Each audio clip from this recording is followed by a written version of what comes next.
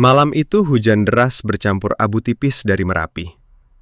Pak Joko berdiri di tepi jurang kecil di belakang pos jaganya. Tangan kanannya gemetar memegang patung Buddha kecil dari batu yang sudah lapuk. Patung itu warisan kakeknya. Ditemukan di gua dekat pos bertahun-tahun lalu. Ia menatap wajah patung yang tenang itu. Matanya memerah. Air mata bercampur hujan. Sudah cukup. Bentaknya pelan. Suaranya tertelan angin. Sudah cukup kamu cuma diam di situ. Istriku sakit parah. Anakku kelaparan. Aku kerja siang malam cuma dapat segenggam beras. Kalau kamu memang ada kuasa, kenapa nggak tolong sekali saja? Dadanya naik turun cepat. Napasnya tersengal. Ia angkat tangan tinggi-tinggi. Patung itu melayang sesaat di udara gelap. Lalu jatuh. Suara benturan pertama terdengar pelan. Bukan suara batu biasa, seperti sesuatu yang basah dan berat menghantam tanah liat. Kemudian, suara bergulir pelan ke bawah. Tep, tap, tep, tap. Semakin jauh, semakin pelan. Tapi tidak pernah benar-benar hilang. Pak Joko berdiri membeku. Hujan masih deras, tapi ia merasa telinganya seperti disumbat kapas. Tak ada lagi suara deru angin. Tak ada suara gemericik air di daun. Hanya suara guliran patung itu yang masih terngiang pelan di kepalanya. Ia menelan ludah. Kerongkongannya terasa kering. Ya Allah, apa yang aku lakukan? Bisiknya. Ia mundur selangkah. Kakinya tergelincir di tanah licin berabu. Tapi ia tidak jatuh. Sesuatu seperti menahan punggungnya sebentar. Dingin. Sangat dingin. Pak Joko berbalik cepat. Tidak ada siapa-siapa. Ia berjalan kembali ke pos jaga yang reot. Langkahnya berat. Setiap langkah terasa seperti menginjak dada sendiri. Di dalam pos, lampu minyak kecil menyala redup. Bu Siti berbaring di tikar tipis. Wajahnya pucat. Keringat dingin membasahi dahi. Rina, anaknya yang berusia 12 tahun, duduk di samping ibunya sambil memegang tangan yang kurus itu. Bapak, suara Rina kecil sekali. Bu Siti tambah sesak napasnya tadi. Obatnya sudah habis kemarin. Pak Joko tidak menjawab. Ia hanya duduk di bangku kayu reot. Kedua tangannya menutup wajah. Utang di warung Pak Karim sudah mencapai 3 juta lebih. Gaji bulan ini baru separuh. Operasi Bu Siti di rumah sakit kota butuh 25 juta. Dokter bilang kalau ditunda lagi, tumor itu bisa mendesak organ lain. Maafkan Bapak, Rin. Gumamnya di balik telapak tangan. Suara itu hampir tak terdengar. Rina hanya diam.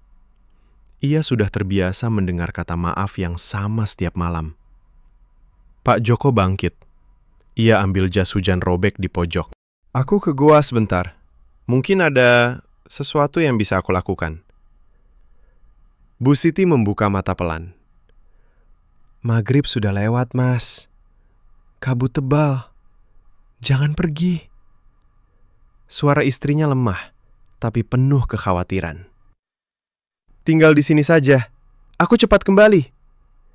Ia keluar tanpa menunggu jawaban. Jalan menuju gua-gua kecil itu hanya 200 meter. Tapi malam ini terasa jauh sekali. Kabut putih tebal menyelimuti lereng. Cahaya senter kecilnya hanya tembus beberapa langkah saja. Setiap langkah, sepatu botnya menginjak tanah basah. Suara cipratan air bercampur abu terdengar aneh. Seperti ada yang mengikuti di belakang. Tapi setiap ia menoleh, hanya kabut. Akhirnya ia sampai di mulut gua. Gua itu sempit, hanya cukup untuk satu orang berdiri. Di dalamnya ada altar batu tua yang sudah retak. Dulu ada sesajen kecil di situ. Sekarang hanya debu dan sarang laba-laba. Pak Joko masuk. Udara di dalam gua lebih dingin daripada di luar. Ia merasa bulu kuduknya berdiri. Ia duduk di batu datar di depan altar. Kedua tangannya bertumpu di lutut. Kepalanya tertunduk. Maafkan aku. Aku sudah hilang kendali. Aku cuma capek.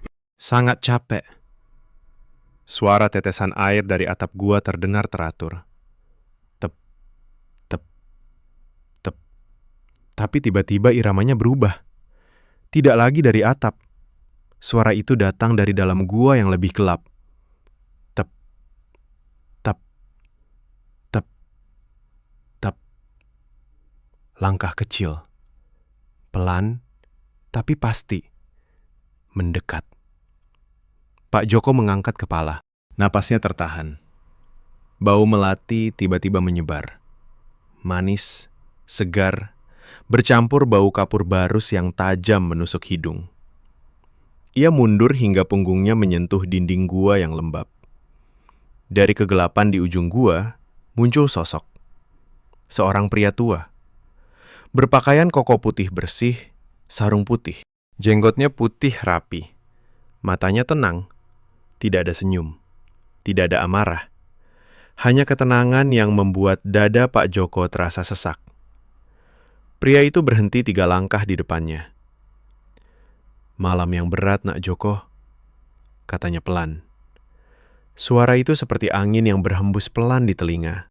Pak Joko menelan ludah keras. Siapa? Siapa, Bapak? Pria itu tidak langsung jawab. Ia hanya memandang ke arah altar kosong. Kamu membuang sesuatu yang pernah dijaga di sini. Sesuatu yang sudah lama diam. Tapi diam bukan berarti tidak ada. Pak Joko merasa lututnya lemas. Ia ingin bangkit, tapi tubuhnya seperti terpaku. Aku marah, Kiai. Aku sudah tidak tahu harus bagaimana lagi. Istriku... Suara Pak Joko pecah. Aku takut kehilangan dia. Aku takut Rina kehilangan ibunya. Aku gagal sebagai suami, sebagai bapak. Pria tua itu mengangguk pelan. 1 kali saja. Nama saya Kiai Salim. Aku sudah lama di sini, menjaga keseimbangan yang kecil ini. Rezeki itu ada, Nak, tapi selalu ada batasnya. Kalau kamu mau, aku bisa tunjukkan jalan. Tapi ingat, ada syarat. Dan syarat itu bukan main-main. Pak Joko menatap mata Kiai Salim. Mata itu tidak berkedip. Tapi ada kehangatan aneh di dalamnya. Seperti orang tua yang sedang menguji anaknya. Apa yang harus aku lakukan, Kiai? Kiai Salim mengulurkan tangan kanannya. Di telapak tangannya ada sebuah keris kecil. Sarungnya dari kayu hitam sederhana. Pamornya samar terlihat di bawah cahaya senter yang redup. Ini bukan untuk kekayaan besar. Ini untuk kebutuhan yang cukup. Operasi istrimu, sekolah anakmu, makan sehari-hari yang layak. Tapi ingat baik-baik. Suara Kiai Salim menjadi lebih pelan. Setiap kata terasa seperti ditorehkan di dada Pak Joko. Jangan pernah minta lebih dari yang diberikan. Jangan pernah ceritakan dari mana asal rezeki ini kepada siapapun. Kalau kamu langgar, maka yang kamu buang malam ini akan kembali kepadamu. Tapi bukan dalam bentuk yang kamu suka. Pak Joko menatap keris itu.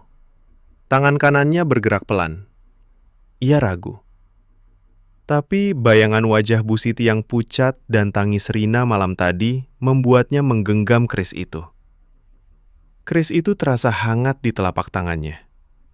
Bukan panas, hanya hangat seperti tangan manusia. Terima kasih, Kiai, bisiknya. Kiai Salim mengangguk sekali lagi. Pulanglah, maghrib sudah lama lewat. Tapi malam ini, waktu di luar gua ini sedikit berbeda. Pak Joko bangkit pelan. Kakinya masih gemetar. Ia melangkah keluar gua. Kabut masih tebal. Tapi anehnya, langkahnya terasa ringan. Di belakangnya, suara Kiai Salim terdengar sekali lagi. sangat pelan. Jaga hati, Nak Joko. Lonceng keserakahan lebih keras daripada suara patung yang jatuh ke jurang. Pak Joko berjalan pulang. Hujan sudah reda, tapi udara masih dingin menusuk tulang. Ia sampai di pos jaga. Bu Siti dan Rina masih di tempat yang sama. "Mas, kamu baru pergi sebentar kok," kata Bu Siti dengan suara lemah. "Tapi kok bajumu basah sekali dan bau melati ya?" Pak Joko berdiri di ambang pintu. Ia menatap istrinya, menatap anaknya. Waktu di dalam gua tadi terasa lama sekali. Tapi di sini baru beberapa menit saja. Ia menelan ludah. Tangan yang memegang keris di saku jasnya terasa hangat lagi. Dan di kejauhan, dari arah jurang tempat ia membuang patung tadi, angin membawa suara pelan yang sama. Tep, tap, tep, tap. Seperti sesuatu yang sedang naik kembali. Pelan, tapi pasti. Pak Joko menutup pintu pos jaga pelan-pelan. Suara engsel berkarat berderit kecil. Ia berdiri sebentar di depan pintu, punggungnya membelakangi Bu Siti dan Rina. Tangan kanannya masih memegang keris kecil di dalam saku jas hujan yang basah. Keris itu hangat, bukan panas yang membakar, tapi hangat seperti kulit manusia yang hidup. "Mas, kamu kenapa?" tanya Bu Siti lagi. Suara istrinya lemah, tapi penuh perhatian. "Kamu keluar malam-malam begini. Hujan deras tadi." Pak Joko berbalik. Ia memaksakan senyum. Senyum yang terasa kaku di wajahnya yang lelah. "Nggak apa-apa, Sid. Aku cuma jalan-jalan sebentar. Mikir." Ia melangkah mendekat, duduk di samping tikar. Tangan kirinya mengusap dahi Bu Siti yang masih berkeringat dingin. "Obatnya habis ya? Besok pagi aku usahakan ke warung Pak Karim dulu." Rina menatap bapaknya dengan mata besar. "Bapak bau melati aneh, sama bau kapur barus. Dari mana, Pak?" Pak Joko merasa jantungnya berdegup lebih kencang. Ia menelan ludah. "Angin malam bawa bau dari hutan, Rin. Sudah, tidur sekarang." "Besok sekolah." Anaknya mengangguk pelan, tapi matanya masih curiga sedikit. Ia berbaring di samping ibunya, memeluk lengan Bu Siti. Pak Joko mematikan lampu minyak. Ruangan menjadi gelap. Hanya cahaya bulan yang samar menembus jendela kecil yang retak. Ia berbaring di tikar sebelah, tapi tidur tidak datang. Keris di saku jasnya masih terasa hangat meski jas sudah dilepas dan digantung di paku dinding. Ia merogoh saku jas itu pelan-pelan, mengeluarkan keris dan meletakkannya di bawah bantal. Malam semakin sunyi. Biasanya di lereng Merapi ini, malam selalu ada suara jangkrik, suara angin di pepohonan pinus, atau suara burung malam. Tapi malam ini kosong. Sunyi total. Seperti seluruh gunung menahan napas. Pak Joko memejamkan mata. Bayangan Kiai Salim muncul lagi di pikirannya. Wajah tenang itu, suara pelan itu. Jangan pernah minta lebih. Jangan pernah ceritakan. A menggeleng pelan di dalam hati. Aku nggak akan langgar. Cuma cukup saja. Cukup untuk operasi Siti. Cukup untuk Rina sekolah. Aku janji. Pagi harinya matahari terbit samar di balik kabut abu. Pak Joko bangun lebih awal. Ia pergi ke warung Pak Karim yang letaknya sekitar 1 kilometer menuruni lereng. Jalan setapak masih licin karena hujan semalam. Pak Karim sedang menyapu halaman warung kecilnya. Lelaki itu gemuk.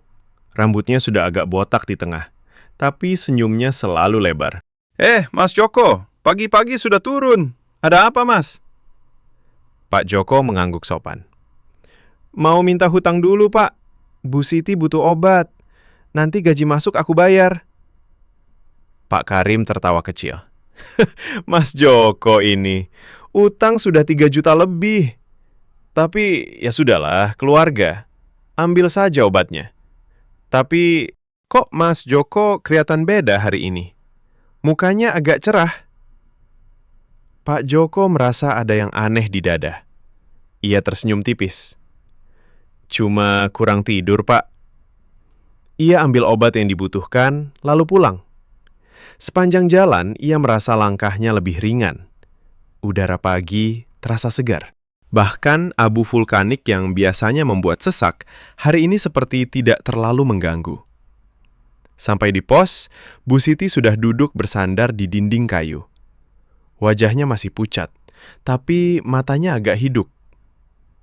Mas, tadi malam aku mimpi aneh, katanya pelan.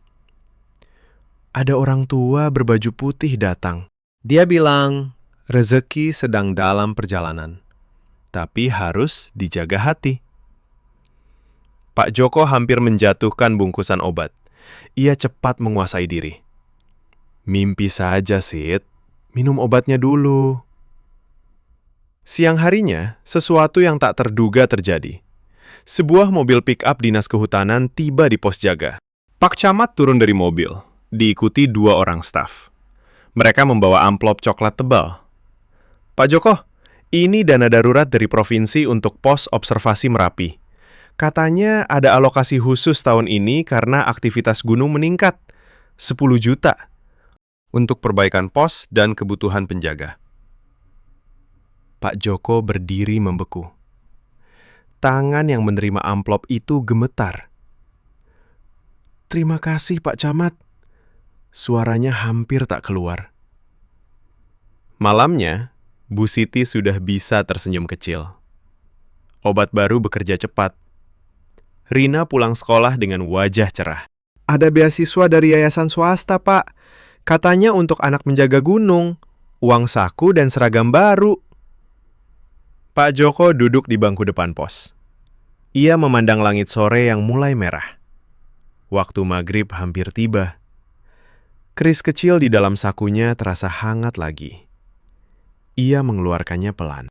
Pamor di bilah keris itu seperti bergerak pelan di bawah cahaya senja. Seperti urat nadi yang hidup. Terima kasih, Kiai Salim. Bisiknya pelan. Aku akan jaga. Sungguh. Tapi di kejauhan, dari arah warung Pak Karim, terdengar suara motor mendekat. Pak Karim datang. Wajahnya penuh senyum, tapi matanya penuh rasa ingin tahu. Mas Joko, aku dengar dari orang dinas tadi, dapat dana besar ya? Alhamdulillah. Cerita dong, Mas, kok tiba-tiba dapat segitu? Pak Joko merasa tenggorokannya kering. Ia memasukkan keris kembali ke saku. Keris itu tiba-tiba terasa sedikit lebih panas. Nggak ada apa-apa, Pak. Cuma dana rutin. Suara Pak Joko datar. Pak Karim duduk di bangku sebelah tanpa diundang. Mas, kita kan sudah lama bertetangga. Kalau ada rezeki bagus, bagi dong ceritanya. Siapa tahu aku juga bisa dapat. Atau kita kerjasama. Ada proyek penebangan pohon di lereng sebelah. Kalau Mas ikut, bisa dapat puluhan juta cepat. Nggak perlu nunggu dana dinas yang kecil begitu. Pak Joko menatap Pak Karim. Dadanya berdebar. Bayangan operasi Bu Siti yang masih butuh tambahan biaya muncul lagi. Bayangan Rina yang masih perlu buku-buku sekolah yang mahal. Ia hampir membuka mulut. Hampir bilang sesuatu tentang gua. Tapi tiba-tiba angin dingin menusuk punggungnya. Sangat dingin. Seperti es yang diusapkan ke tulang belakang. Bau kapur barus menyengat hidungnya. Bau melati yang manis tadi malam muncul lagi, tapi kali ini bercampur sesuatu yang asam. Pak Joko menutup mulut rapat-rapat. Ia menggeleng pelan. Maaf Pak Karim, aku nggak bisa. Kerjaanku di pos ini sudah cukup. Pak Karim tertawa kecil, tapi matanya tidak ikut tertawa. Ya sudah Mas. Kalau berubah pikiran, bilang saja ya. Rezeki itu harus dicari, Mas. Jangan cuma nunggu. Ia bangkit dan pergi dengan motornya. Pak Joko duduk sendirian. Napasnya tersengal pelan. Tangan kanannya memegang keris di saku. Keris itu sudah tidak panas lagi.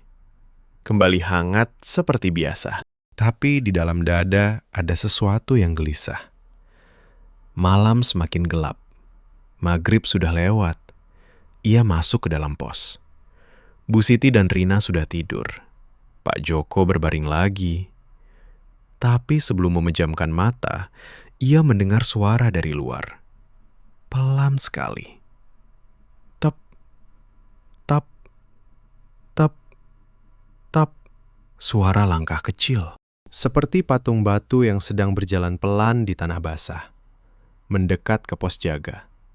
Ia bangkit duduk. Telinganya menajam. Suara itu berhenti tepat di depan pintu. Lalu, sunyi lagi. Pak Joko menatap pintu kayu yang tertutup rapat. Jantungnya berdegup kencang. Ia belum sadar bahwa malam ini, sesuatu yang ia buang ke jurang sudah mulai mendaki kembali. Pelan, tapi pasti. 3 hari berlalu sejak malam di gua itu. Hidup di pos jaga lereng Merapi mulai terasa berbeda. Bukan beda yang mencolok, tapi pelan dan halus seperti embun yang meresap ke tanah. Pagi itu, Pak Joko bangun dengan dada yang lebih ringan. Bu Siti sudah bisa duduk di bangku depan pos sambil menjahit baju Rina yang robek. Wajahnya masih pucat, tapi bibirnya sudah bisa tersenyum kecil ketika melihat suaminya keluar. "Mas, lihat ini," katanya pelan sambil mengangkat amplop putih. "Tadi pagi petugas posyandu naik ke sini. Katanya ada program bantuan operasi dari pemerintah daerah untuk warga sekitar gunung. Mereka sudah daftarkan nama aku. Operasinya minggu depan di rumah sakit kota. Gratis, Mas. Tinggal transport saja." Pak Joko berdiri di ambang pintu. Tangan yang memegang cangkir teh panas hampir gemetar.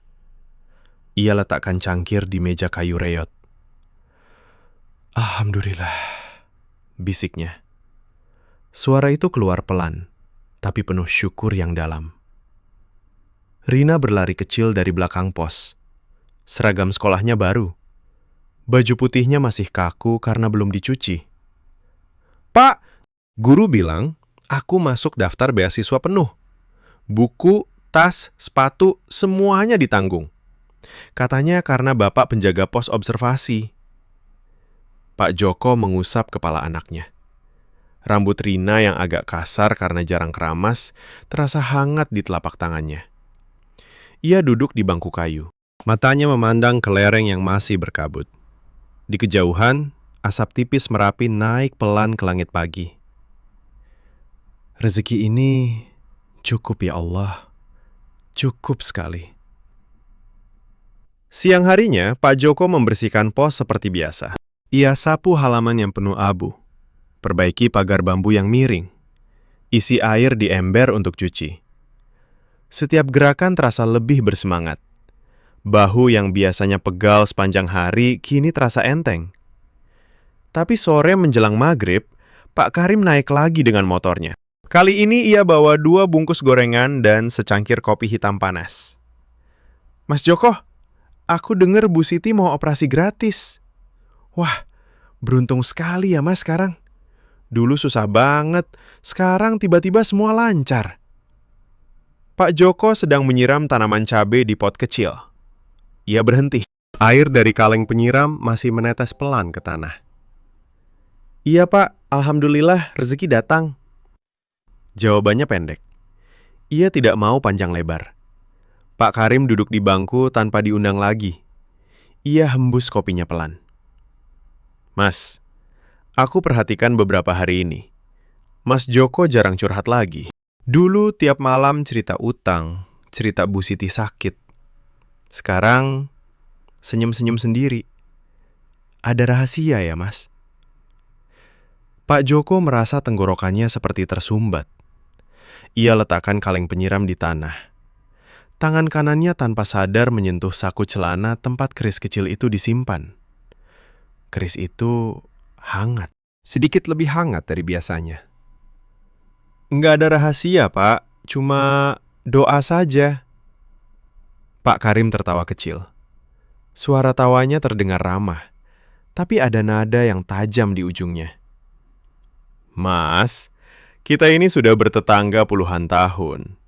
Aku tahu Mas Joko orang baik, tapi rezeki besar biasanya ada ceritanya. Kalau Mas dapat dari tempat yang aneh, lebih baik cerita.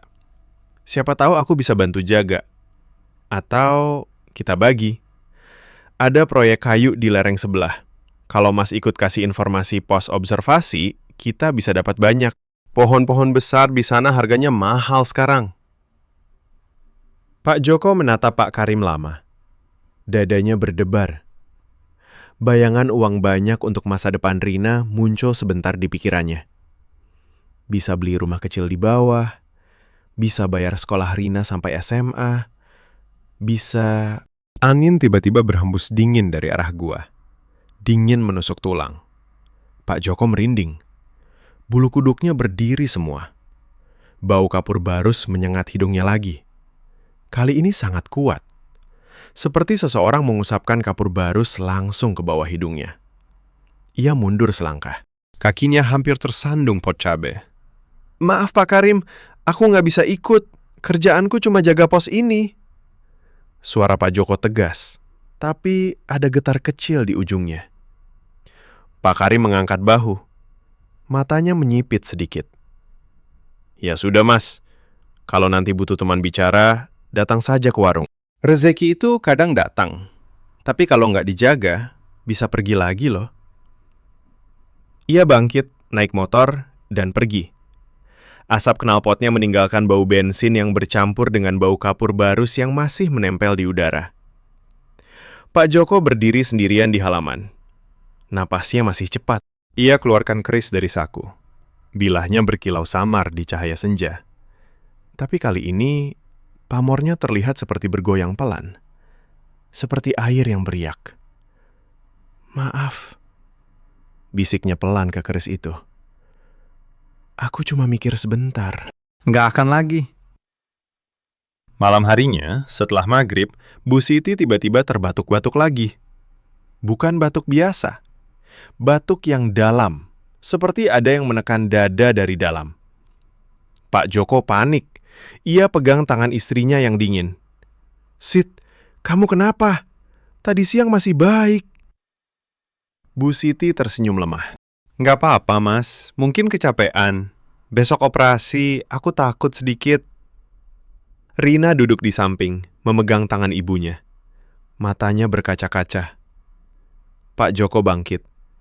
Ia ambil keris dari bawah bantal. Ia pegang erat. Hangatnya masih ada. Tapi kali ini, hangat itu terasa seperti peringatan. Ia keluar ke halaman pos. Malam sudah gelap. Kabut turun lagi. Ia berbisik pelan ke arah gua yang tak terlihat. Kiai Salim, aku tahu. Aku nggak akan minta lebih. Tolong jaga Bu Siti sampai operasi selesai. Angin berhembus pelan. Bau melati muncul sebentar. Manis, menenangkan. Tapi di balik itu, masih ada bau kapur barus yang samar. Pak Joko masuk kembali. Ia berbaring di samping Bu Siti. Tangan kanannya memegang keris di bawah selimut tipis. Ia hampir tertidur ketika mendengar suara lagi. Tep, tap, tep, tap. Suara langkah kecil di luar pos. Kali ini lebih dekat. Seperti berada tepat di bawah jendela kecil. Pak Joko membuka mata. Tubuhnya kaku. Suara itu berhenti.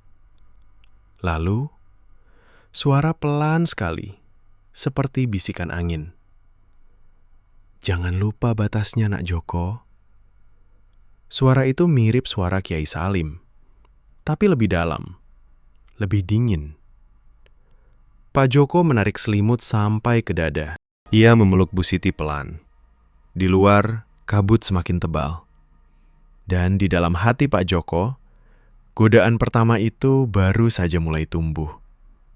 Kecil, tapi sudah ada akarnya. Ia belum tahu bahwa akar itu akan tumbuh semakin cepat, dan bahwa patung yang ia buang dulu sudah semakin dekat ke permukaan jurang. Operasi Bu Siti berjalan lancar. 4 hari setelah itu, istrinya sudah bisa pulang ke pos jaga dengan ambulans dinas. Wajah Bu Siti masih pucat, tapi dokter bilang tumornya sudah diangkat bersih. Sekarang tinggal pemulihan. Pak Joko merasa beban di dadanya seperti terangkat separuh. Pagi itu ia duduk di bangku depan pos sambil memandang Bu Siti yang tidur nyenyak di dalam. Rina sudah berangkat sekolah dengan sepatu baru yang mengkilap. Alhamdulillah, gumamnya pelan. Tangan kanannya tanpa sadar meraba keris kecil di saku celana. Keris itu hangat seperti biasa, seperti teman yang setia. Tapi siang harinya Pak Karim datang lagi. Kali ini bukan sendirian. Ia bawa seorang lelaki tinggi kurus berpakaian rapi, jaket kulit hitam, dan sepatu bot mengkilap. Namanya Pak Budi, kata Pak Karim, kontraktor kayu dari kota. Mas Joko, kenalkan, ini Pak Budi. Dia lagi cari mitra di lereng Merapi. Pos observasi Mas ini letaknya strategis banget. Kalau Mas mau kasih info kapan petugas dinas naik atau turun, kita bisa kerja malam-malam. Pohon jati dan mahoni di blok sebelah harganya sekarang naik gila-gilaan. Pak Budi tersenyum lebar. Ia keluarkan amplop coklat tebal dari tasnya.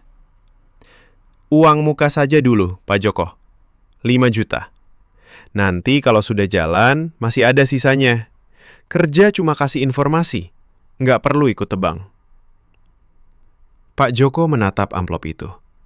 Tangan kanannya gemetar sedikit. 5 juta itu bisa untuk beli kulkas kecil, bisa untuk tambah tabungan Rina, bisa untuk... Ia menggeleng pelan. Maaf Pak, aku penjaga pos. Kalau ketahuan, aku kehilangan pekerjaan. Istriku baru operasi. Aku nggak mau ambil risiko. Pak Karim mendekat. Suaranya rendah, seperti bisik rahasia. Mas Joko, dulu kamu cerita tiap malam soal utang. Sekarang tiba-tiba semua beres.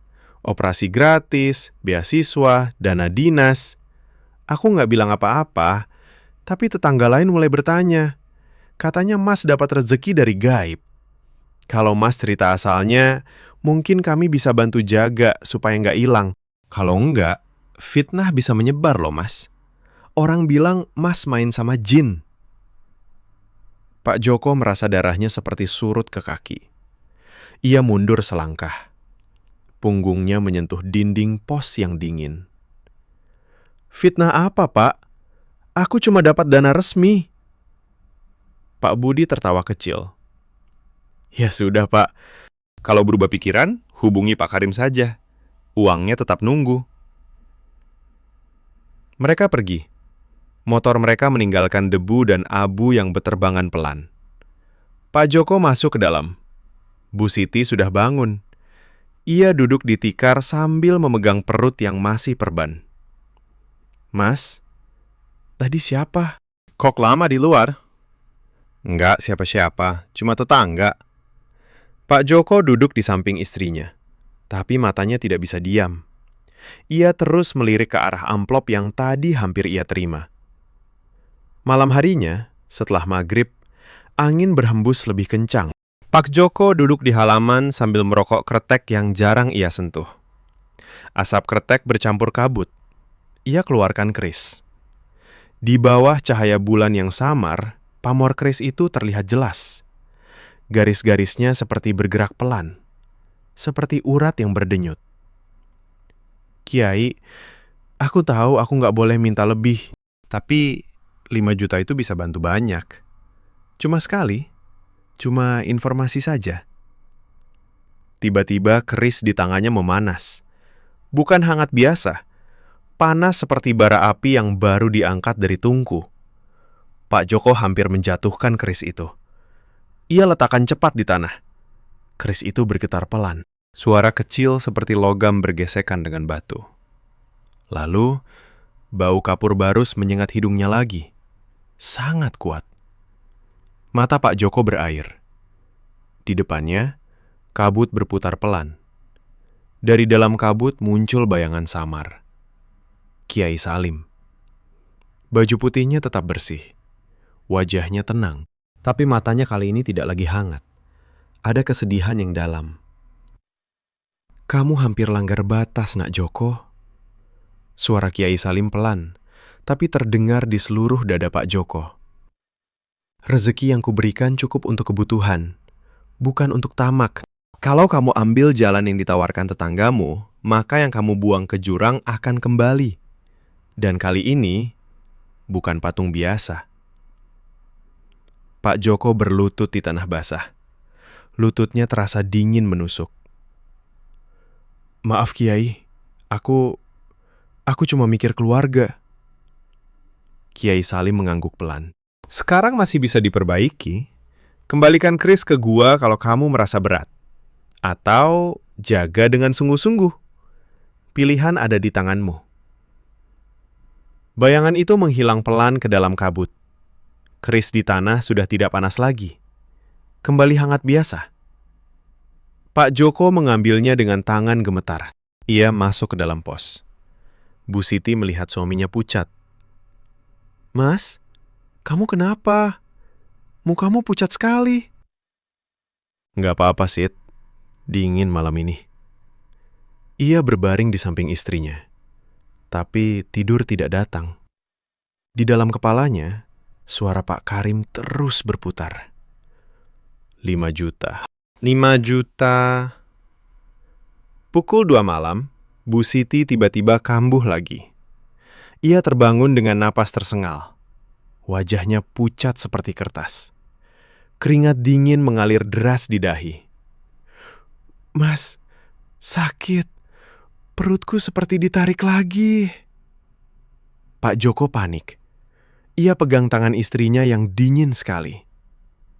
"Sid, tahan ya, aku ambil obat." Tapi ketika ia bangkit, ia melihat sesuatu di sudut ruangan, di cermin kecil yang retak di dinding. Bayangan Kiai Salim muncul. Hanya dia menatap.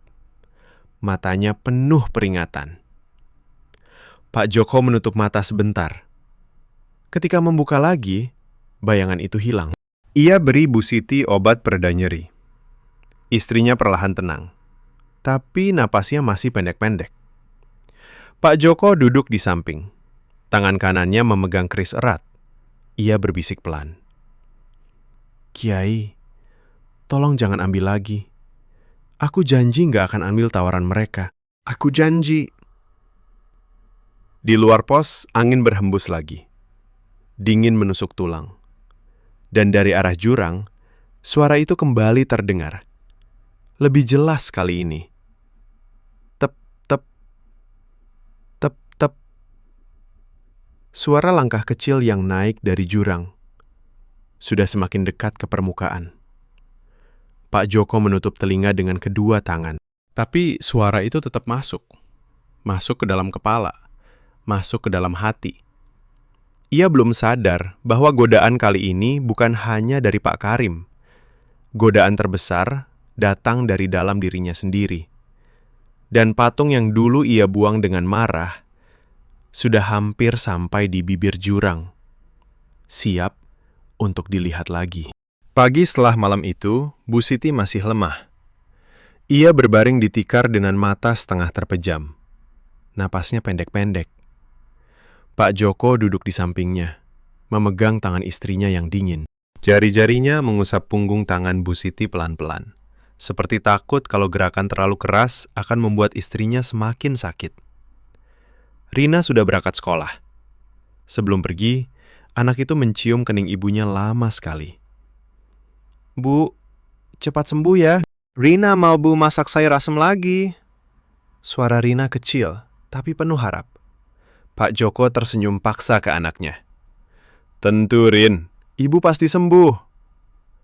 Setelah Rina pergi, pos jaga kembali sunyi. Hanya suara angin pelan di pepohonan pinus di luar. Pak Joko mengeluarkan keris dari bawah bantal. Ia pegang erat di kedua telapak tangan. Hangatnya masih ada, tapi terasa lebih tipis. Seperti api yang mulai redup. "Kiai, tolong. Bu Siti kambuh lagi. Aku nggak minta banyak. Cuma tambahan sedikit supaya dia cepat sembuh total. Cuma itu. Ia berbisik pelan. Suaranya hampir tak terdengar. Tapi di dalam dada ada gelombang yang lebih besar. Bayangan 5 juta dari Pak Budi kembali muncul. Bayangan rumah kecil di bawah lereng. Bayangan Rina sekolah dengan seragam terbaik. Bayangan dirinya tidak lagi hanya penjaga pos reot. Kris di tangannya tiba-tiba memanas lagi. Lebih panas dari malam sebelumnya. Pak Joko menggigit bibir. Tangannya gemetar, tapi ia tidak melepaskan. Bau kapur barus menyengat hidungnya. Kali ini disertai bau melati yang manis. Tapi manisnya terasa pahit di ujung lidah. Di depan mata Pak Joko, udara di pos bergetar pelan. Kiai Salim muncul lagi. Bukan bayangan samar seperti di cermin. Kali ini lebih jelas. Baju putihnya tetap bersih tanpa noda abu. Wajahnya tenang, tapi alisnya sedikit berkerut. Nak Joko, kamu sudah dekat sekali dengan garis itu. Suara Kiai Salim pelan. Setiap kata seperti ditusuk pelan ke dada. Rezeki yang kuberikan sudah cukup. Operasi selesai. Anakmu sekolah. Makanan ada. Kalau kamu minta tambahan dengan cara yang ditawarkan manusia, maka batas akan rusak. Dan yang rusak bukan hanya rezeki, tapi juga yang kamu sayangi. Pak Joko menunduk. Keringat dingin mengalir di punggungnya. Aku tahu, Kiai. Tapi lihat Bu Siti. Dia masih sakit. Aku takut kehilangan dia. Cuma tambahan sedikit saja. Aku janji setelah itu aku berhenti. Kiai Salim diam sebentar. Matanya menatap Bu Siti yang tidur gelisah. Lalu kembali ke Pak Joko. Kalau kamu tetap ingin, bawa keris ini ke gua malam ini. Minta langsung di sana. Tapi ingat, setiap kali kamu langgar, sesuatu yang kamu buang akan semakin dekat. Dan kali ini, kamu akan melihatnya dengan mata kepala sendiri. Bayangan Kiai Salim menghilang pelan. Keris di tangan Pak Joko kembali hangat biasa. Siang harinya, Pak Karim datang lagi. Kali ini wajahnya serius. Ia bawa koran lokal yang sudah agak kusut. Mas Joko, baca ini. Ia tunjukkan berita kecil di halaman dalam. Warga lereng Merapi curiga ada penebangan liar. Petugas dinas akan naik razia minggu depan. Kalau Mas kasih jadwal petugas itu ke Pak Budi, uangnya langsung jadi 20 juta. Cash. Malam ini juga. Pak Joko menatap koran itu. Matanya gak bisa lepas dari angka 20 juta. 20 juta itu bisa bayar hutang semua. Bisa beli obat mahal untuk Bu Siti. Bisa, ia menutup mata sebentar. Napasnya tersengal pelan. Pak Karim, aku pikir dulu. Pak Karim tersenyum tipis. Pikir cepat, Mas. Malam ini Pak Budi tunggu di warung. Kalau Mas datang, berarti setuju. Kalau enggak, ya sudah. Tapi ingat, fitnah sudah mulai beredar di bawah.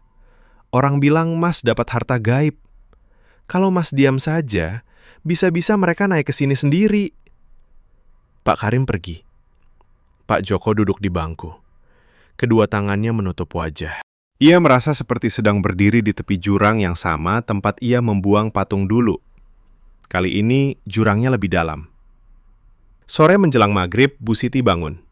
Ia memegang perutnya yang masih nyeri. Mas, aku mimpi buruk tadi. Ada patung batu kecil berjalan di lereng. Patung itu menangis darah.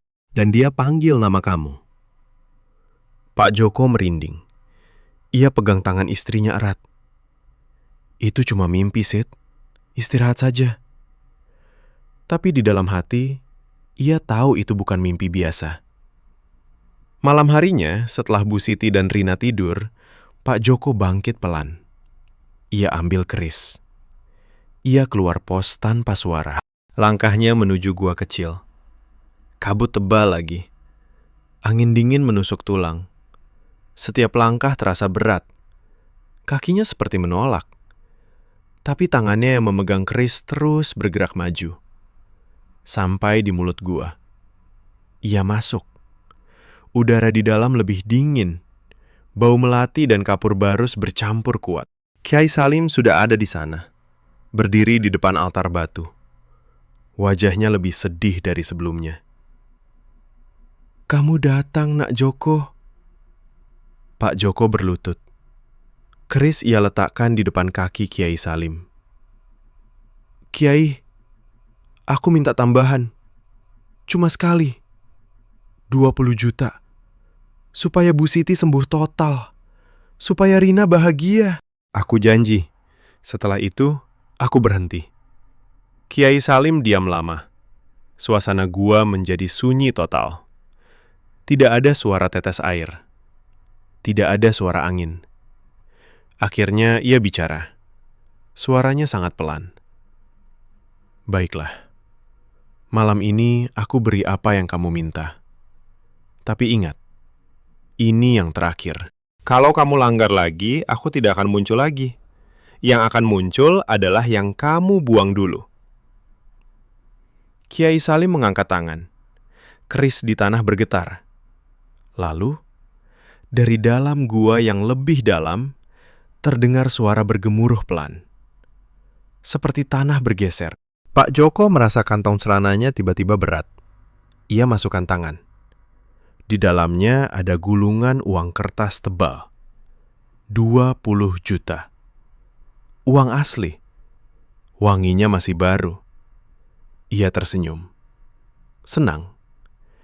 Tapi senyum itu hanya sebentar. Kiai Salim menatapnya dalam-dalam. "Sekarang pulang. Dan jangan buka mulutmu kepada siapapun." Pak Joko bangkit. Kakinya gemetar karena campuran senang dan takut. Ia keluar gua. Langkahnya cepat menuju pos. Tapi di tengah jalan, ia mendengar suara dari jurang. Lebih keras kali ini. Tep, tep, tep, tep. Dan di antara suara langkah itu, ada suara lain. Suara batu bergesekan dengan tanah. Seperti patung yang sedang merangkak naik. Pak Joko berlari kecil. Napasnya tersengal. Sampai di pos, ia masuk pelan. Bu Siti dan Rina masih tidur. Ia hitung uang di bawah cahaya senter kecil. 20 juta. Benar. Tapi ketika ia hendak menyimpan uang itu, Bu Siti tiba-tiba bangun. Matanya terbuka lebar. Wajahnya pucat sekali. "Mas, Rina demam tinggi tadi malam. Dia bicara dalam tidur. Dia bilang, Bapak membuang sesuatu suci lagi. Patung itu marah." Pak Joko merasa dunia berputar. Ia lari ke sudut tempat Rina tidur. Anaknya memang panas sekali. Tubuh kecil itu menggigil. Bibirnya kering. Dalam tidurnya, Rina bergumam pelan. "Bapak, jangan buang lagi. Patung itu naik.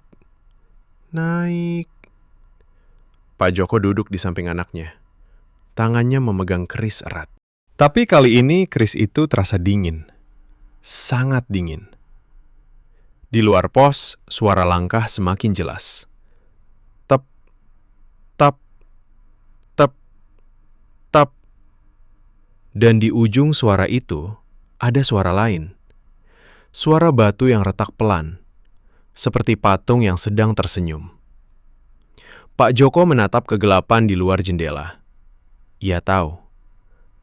Ia sudah langgar batas. Dan sesuatu yang dulu ia buang dengan marah, sudah hampir sampai di depan pintu posnya. Siap untuk menatapnya kembali. Dengan wajah yang sama. Tapi, dengan mata yang sudah berubah. Pak Joko duduk di samping Rina yang demam tinggi. Tubuh kecil anaknya menggigil di bawah selimut tipis. Kening Rina panas seperti bara. Setiap napasnya terdengar pendek dan berat. Pak Joko usap dahi anaknya dengan kain basah. Tangannya gemetar. Air dingin dari kain itu menetes pelan ke tikar. "Rin, maafkan Bapak. bisiknya berulang-ulang. Suaranya hampir hilang. Bu Siti bangun pelan. Wajahnya masih pucat karena operasi. Ia merangkak mendekat, memegang tangan suaminya. Mas, apa yang terjadi? Rina tadi malam bilang patung. Patung apa? Pak Joko tidak bisa jawab. Ia hanya geleng kepala. Di dalam sakunya, Chris terasa sangat dingin sekarang. Seperti es yang baru diambil dari freezer. Di luar pos, suara langkah semakin jelas. Tep, tap, tep, tep. Bukan lagi jauh di jurang. Sudah di halaman depan. Pelan, teratur. Seperti kaki kecil dari batu yang sedang berjalan di tanah berabu. Pak Joko bangkit. Kakinya lemas. Ia ambil senter kecil. Tangan kirinya memegang keris erat. Aku keluar sebentar, Sid. Jaga Rina. Bu Siti ingin menahan, tapi suaranya lemah. Mas, hati-hati. Malam ini dingin sekali. Pak Joko keluar. Pintu kayu berderit pelan. Kabut tebal menyelimuti halaman. Cahaya senter hanya tembus 1-2 meter. Di tengah halaman ada sesuatu. Kecil, berdiri tegak. Patung Buddha dari batu yang dulu ia buang. Wajahnya masih tenang. Tapi matanya sekarang terbuka lebar. Bukan mata batu biasa. Ada cahaya redup di dalamnya. Seperti ada yang hidup di balik batu. Pak Joko mundur selangkah. Napasnya tersengal. Kamu kembali. Patung itu tidak bergerak. Tapi suara angin membawa bisikan pelan. Suara yang mirip suara Kiai Salim, tapi lebih dalam, lebih berat. Kamu membuang aku karena marah. Sekarang aku kembali, karena kamu tamak lagi. Pak Joko berlutut di tanah basah. Lututnya terasa dingin menusuk tulang. Ia letakkan keris di depan patung itu. Maaf, aku salah. Aku sudah langgar batas. Aku minta tambahan. Aku pikir itu untuk keluarga. Tapi sekarang Rina sakit, Bu Siti lemah. Aku mau kembalikan semuanya. Patung itu diam. Cahaya di matanya semakin redup. Dari balik kabut, Kiai Salim muncul lagi. Langkahnya pelan. Baju putihnya bersih. Ia berdiri di samping patung. Tangan kanannya diletakkan di bahu patung batu itu. Nak Joko, sekarang kamu mengerti. Rezeki yang halal itu datang dengan batas. Kalau kamu lewati, yang datang bukan tambahan, tapi pengembalian yang kamu sendiri buang. Pak Joko menangis pelan. Air mata jatuh ke tanah berabu. Aku mau kembalikan keris. Aku mau minta maaf. Tolong sembuhkan Rina. Aku nggak mau minta apa-apa lagi. Cukup yang sudah ada. Kiai Salim mengangguk pelan. 1 kali saja. Ambil keris. Bawa ke gua. Kembalikan ke altar. Lalu buang patung ini ke jurang yang sama. Tapi kali ini buang dengan hati yang ikhlas. Bukan karena marah, tapi karena syukur atas apa yang sudah cukup. Pak Joko mengambil keris. Ia angkat patung batu itu dengan kedua tangan. Patung itu berat, tapi bukan berat batu biasa. Berat seperti beban yang selama ini ia pikul di dada. Ia berjalan menuju gua. Setiap langkah terasa seperti melepaskan sesuatu. Kabut masih tebal. Tapi kali ini ia tidak takut. Di dalam gua ia letakkan keris di altar batu. Lalu, ia bawa patung ke tepi jurang yang sama. Ia angkat patung tinggi-tinggi. Kali ini bukan dengan amarah, tapi dengan tangan yang gemetar karena penyesalan. Maafkan aku. Aku sudah punya cukup. Aku syukuri apa yang ada. Aku nggak akan tamak lagi. Patung itu melayang sebentar di udara gelap, lalu jatuh. Suara benturan pertama terdengar pelan. Bukan suara basah seperti dulu. Suara batu biasa yang jatuh ke tanah.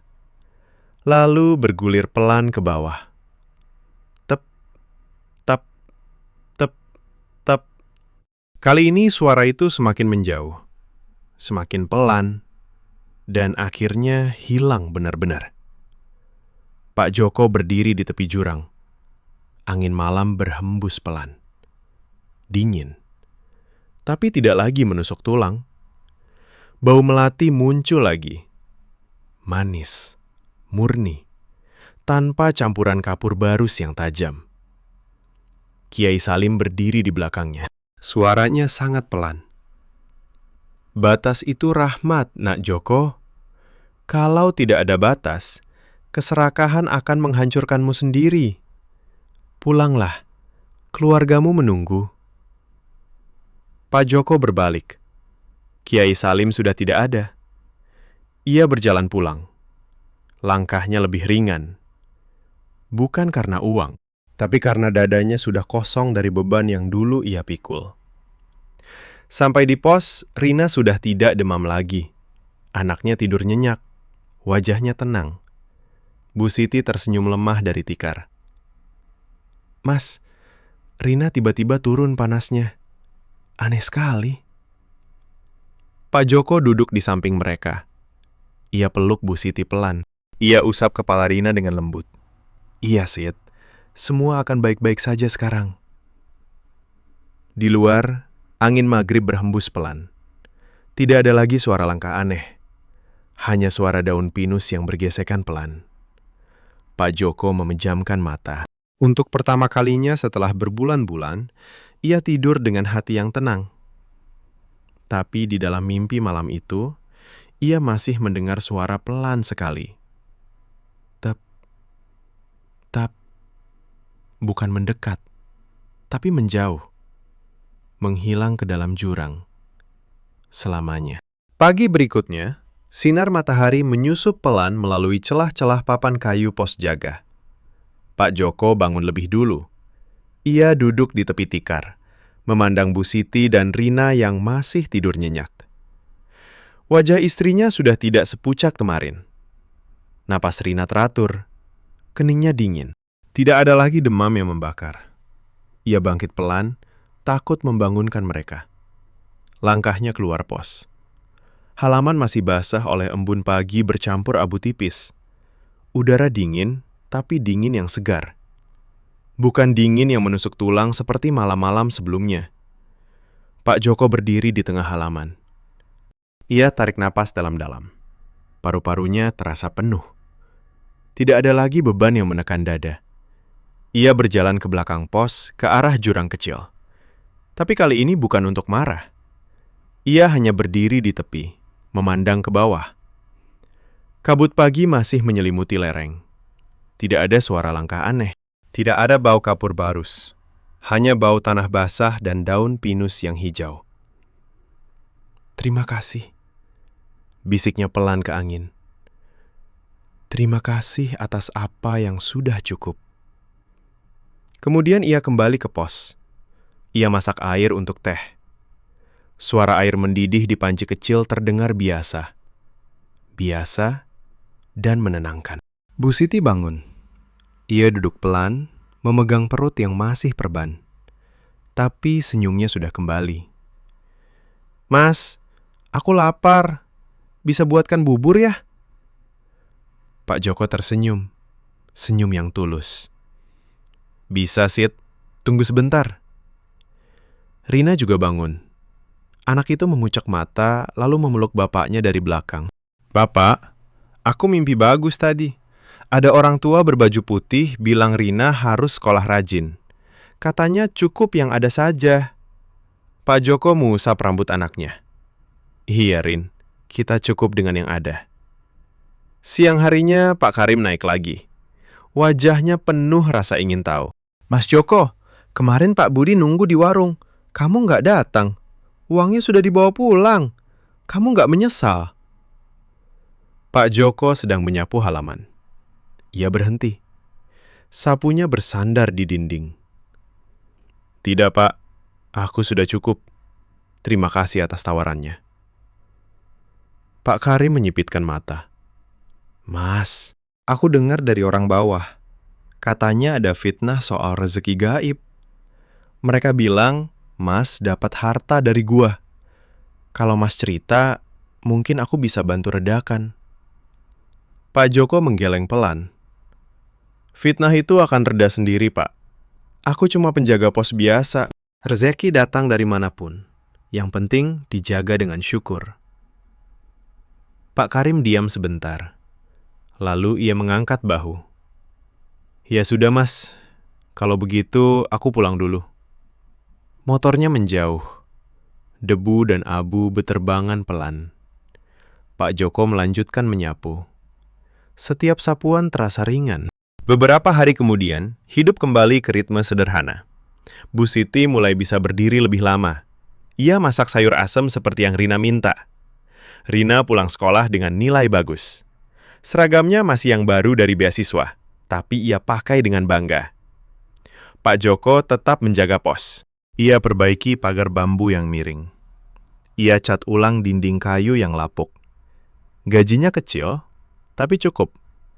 Cukup untuk makan. Cukup untuk obat Bu Siti yang masih perlu kontrol. Cukup untuk buku Rina. Suatu sore, ketika maghrib hampir tiba, Pak Joko duduk di bangku depan pos. Ia memandang lereng Merapi yang mulai merah. Angin berhembus pelan. Tiba-tiba, ia mendengar suara pelan sekali. Tep, tep. Hatinya berdegup sebentar. Tapi suara itu bukan mendekat. Suara itu menjauh, menghilang ke dalam kabut. Pak Joko tersenyum kecil. Ia tahu, itu hanya angin. Atau mungkin pengingat terakhir. Malam itu setelah makan malam sederhana, mereka bertiga duduk di tikar. Lampu minyak menyala redup. Bu Siti menyandarkan kepala di bahu suaminya. Rina membaca buku pelajaran dengan suara pelan. Pak Joko memeluk mereka berdua. Dadanya hangat. Bukan karena keris. Bukan karena uang 20 juta yang sudah ia kembalikan diam-diam ke gua. Hangat karena syukur yang sederhana. Di luar, angin maghrib berhembus lagi. Daun pinus bergesekan pelan. Suara jangkrik mulai terdengar kembali. Alam kembali bernapas. Dan di dalam hati Pak Joko, ia mengerti sekarang. Lonceng keserakahan memang lebih keras daripada suara patung yang jatuh ke jurang. Tapi syukur itu lebih lembut, lebih kuat, lebih abadi. Ia menutup mata, napasnya pelan dan tenang. Di kejauhan, dari arah jurang yang sama, tidak ada lagi suara langkah batu. Hanya angin. Hanya sunyi yang suci. Dan di dalam sunyi itu, Pak Joko mendengar bisikan pelan sekali di dalam hatinya. Batas itu rahmat. Jagalah dia, maka kamu akan selalu cukup.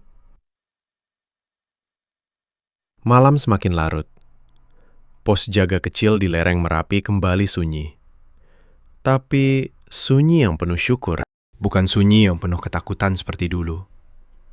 Dan sejak malam itu, setiap kali angin maghrib berhembus di lereng Merapi, Pak Joko selalu tersenyum pelan.